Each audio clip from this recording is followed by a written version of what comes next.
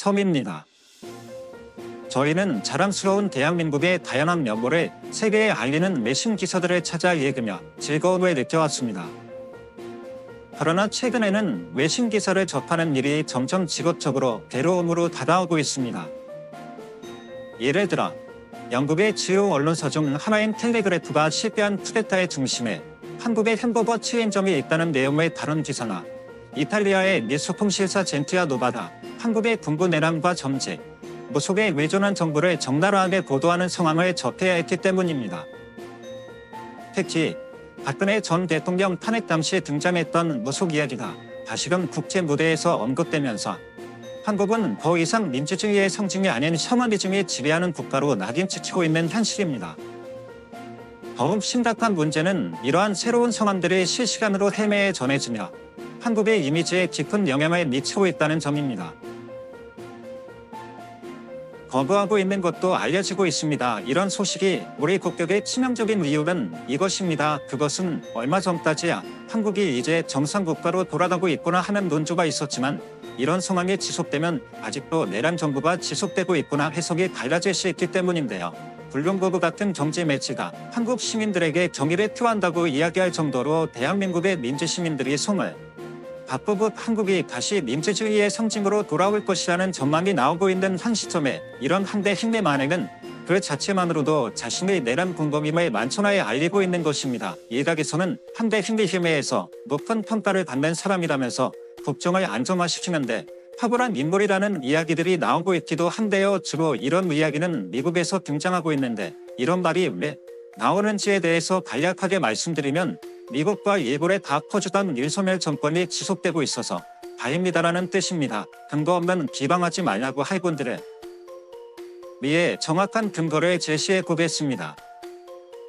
미국의 외교 및 안보 분석가이자 시카고 트리뷴의 칼럼니스트인 다니엘 패트리 수치간 이런 칼럼을 기고하였는데 그 제목은 미국은 한국 국민들보다 한국 대통령을 더 좋아했다입니다. 동아시아에서 미국의 가장 가까운 동맹국 중 하나인 한국에서는 스캔들과 정치적 음모가 늘 있어왔지만 서울에서 지난 2주 동안 벌어진 정치적 내부는 지난 40년이 지루한 시간처럼 보이게 만들 정도였다는 필자는 사태가 얼마나 심각한지를 먼저 설명하는데요. 그는 미국의 외교정치 기관들이 요래 몰락을 걱정스러워하는 이유가 따로 있음을 지적하고 있었습니다. 이유는 한국에서는 가치가 몰락한 인물일지 몰라도 미국에서는 기존인맨 지도자로 칭송받았다는 필자는 그 이유 중 하나는 그가 한국과 일본 간의 관계를 개선하기 위해 정치적으로 노력했기 때문이었으며 일본은 미국의 또 다른 핵심 동맹국이 한반도의 일제강점기를 둘러싼 역사적 갈등은 미국이 중국과 북한을 견제하기 위해 한미의 동맹을 구축하는데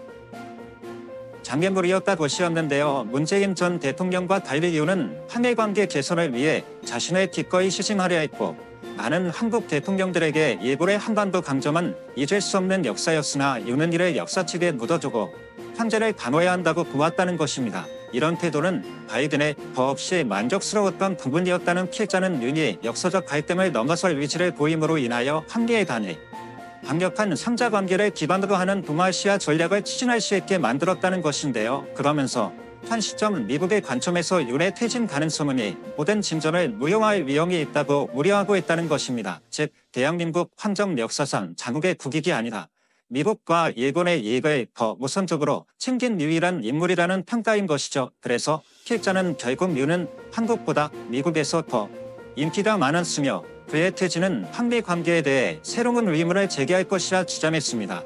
하지만 이 칼럼 하나로 일반화의 우리를 범하는 것이 아니냐는 지적이 나올까봐 준비했습니다. 혹시 궁금하지 않으셨습니까?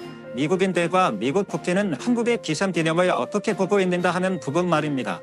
1922년에 설립된 미국 시카고에 본부를 둔 싱크탱크 시카고 카운슬 온 글로벌 어스는 기삼개념 당시 한국 민주주의의 미래에 대한 두려움이 불러일으켜질 상황은 미국으로 하여금 그것에 어떻게 대응해야 할지 고민하게 만들었다고 이야기했습니다. 그러면서 기사는 설문조사기관 유구부 발표한 미국인들의 분열된 의견을 전했는데요. 이 설문에 대한 응답자의 38%는 미국이 한국에 대해 중립을 유지해야 한다고 답했으며 21% 계엄령 선포를 반대했어야 한다고 생각했고 5% 계획을 지지해야 한다고 했으며 36% 잘 모른다고 답했다는 것입니다. 또한 정치적 소명에 따른 응답을 보면 공화당원 42%, 무소속의 42%, 중립적 입장을 지지했으나 민주당원의 경우 30% 아예 중립을 지지한 반면 민주당원 또 다른 30% 기업에 반대해야 한다고 답했고, 공화당원과 무소속 응답자들의 개령 반대 입장은 각각 15%, 18% 훨씬 맞았다는 것인데요. 또한 계엄령 선포를 지지해야 한다는 비율은 공화당원이 7%, 민주당원이 7%, 무소속 응답자가 3% 있다는 것입니다.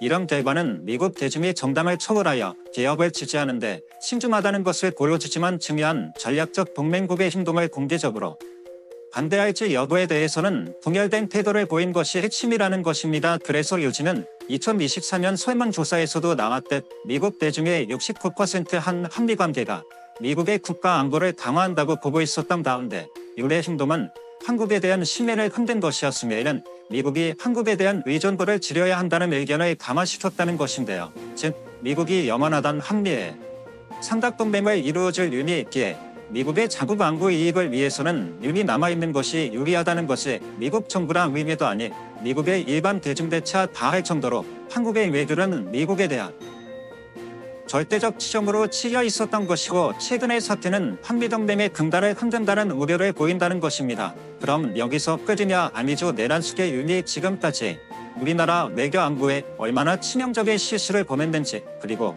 이번 사태가 얼마나 심각한 것인지에 대해 윤은 미국과 일본의 꼭두각시였다고 맹비판 가하는 전문가가 있는데요. 그는 미국 시카고 대학의 역사학 교수이자 정치 학자이며 한국의 현대사와 도말시아 국제관계의 세계적인 거두로 불리고, 특히 한국 전쟁과 관련된 연구로 세계적 주목을 받은 바 있는 미국 최고의 도말시아와 한국 전문가 브루스 커민스이 있습니다. 그는 한국에 대한 깊은 애정을 가지고 한국의 역사와 문화에 대한 이해를 높이기 위해 노력해온 학자로서 그 누구보다 애정어린 시각으로 한국을 바라보는 것으로 유명하기에 그런 그의 분노는 진심인 것인데요. 브루스 커민스 교수는 최근 미국 매체 더 네이션에 기고한 칼럼을 통해 윤석열은 한국에서 처음으로 등장한 미국과 일본의 꼭두각시가 되고 싶어하는 대통령이었다면 그의 탄핵은 한국 민주주의의 힘을 증명한다 주장하였습니다. 필자는 윤리 개혁을 선포하면서 야당의 범죄자와 북한 동조자로 가득 차 있다고 말했고, 군대를 보내 부패를 습격하고 야당 위원들을 체포하라고 명령했으며 지금 당장 문을 부수고 들어가서 사람들을 끌어내라고 명령했다는 사실관계를 설명했는데요. 그러면서 필자는 윤의 이러한 행동은 정치적 불안정과 경제적 빈곤 부패와 권위주의적 펑국가인 온두라스와 세계 정치규모 12위 국가인 한국을 혼동하게 만들었다고 비난했습니다. 아울러 필자는 윤은 기괴한 시간 외국 속에 살고 있는 듯 하다면서 지난 45년간 개혁이 선포된 적이 없었던 한국에서 이런 일을 일으킨 것은 러시아의 푸틴이 독재를 부활시키겠다고 선언하는 것만큼 시대착오적 행동이었다는 것인데요. 그러면서 필자는 윤에 대한 평가로 윤은 유교적 가부장제의 전형적 인물이라면 거만한 자세, 딱딱한 것, 무표정한 얼굴과 집에서 영색한 듯한 흑발머리가 윤의 특징이며 상병하묵식의 통치를 기대하는 리더로 알려져 있으나 무엇보다 윤의 진정한 문제는 지난 600년간 이어져온 유교적 관행의 현대적 위기 속에 있는 인물이라 이야기했습니다. 또한 윤의 이런 자세는 일본 무대와 군소독제의 유산이기도 하다는 필자는 일제 강점기도만 친일파 한국인들은 일본의 시스템을 복제하는 경향이 있었고, 특히 군부 엘리트들은 이를 강화했으며 1972년과 80년 두 차례 계엄령 때도 유사한 형태가 나타났다는 것인데요. 하지만 그러한 원인을 제공한 것은 미국으로서 1945년부터 1948년까지 미군정은 당시 일본군 출신 한국인들을 군대와 경찰에 적극적으로 고용했으며 이는 방해 감정을 고려시키는 계기가 되었고, 거기에 더해 일본이 식민통치와 관련된 과오를 진정으로 사과하지 않은 점거일을 더욱 부추겼습니다. 위안부와 강제징용 피해자들에 대한 일본의 부실한 반성은 오늘날까지 해결되지 않은 문제로 남아있다면서 필자는 윤과 그 일당들이 그러한 역사의 잔재라 설명했습니다.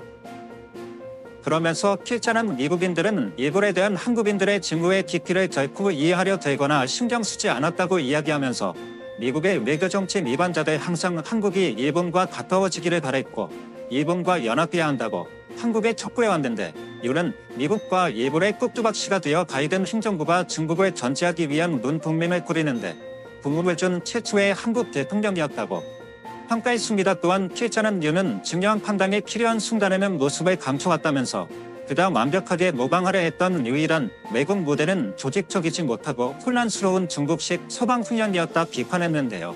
그리고 이런 윤과 함께 부상한 바이든의 자랑스러운 한미의 삼각관계는 야당에 집권하면 무너질 가능성이 크며 더군다나 윤의 소속 정당 위원 몇몇은 그를 탄핵하다.